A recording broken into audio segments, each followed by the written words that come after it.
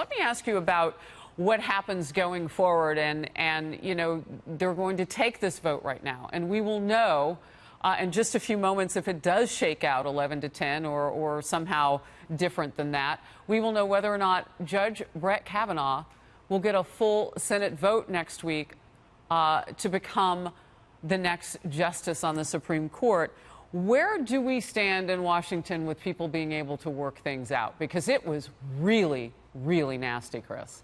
Well, let me talk first of all about the process, because even if they were to vote not to refer out the nomination of Brett Kavanaugh, that would not stop the Senate from taking a vote. Even if you were to go down, for instance, 11-10, rather than it to being reported out favorably 11-10, it can still be brought to the Senate floor. And the way that would work is that tomorrow it would be brought up, and then on Monday there would be a vote to cut off debate, and then the confirmation would happen on Tuesday. And there's still, as Brett Baer mentioned a few moments ago, there still is some doubt about two moderate women on in the Senate, Republican women, Lisa Murkowski of Alaska, Susan Collins of Maine.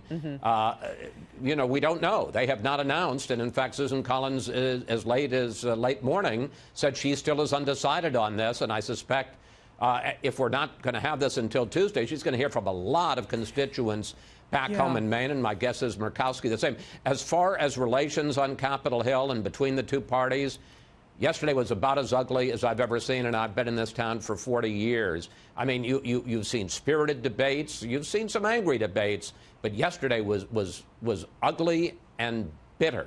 And particularly when you saw Lindsey Graham snap back after these attacks by Democrats on Kavanaugh, where they were talking about drinking games and they were talking about his high school yearbook, and he said, "This is the most despicable thing I've ever seen in this town," and anybody, any Republican who votes against the Kavanaugh nomination is legitimizing that.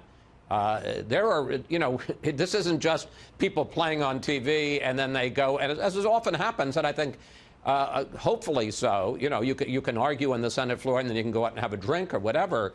I think there's some real enmities, some real grudges that have been formed over these last couple of weeks, really.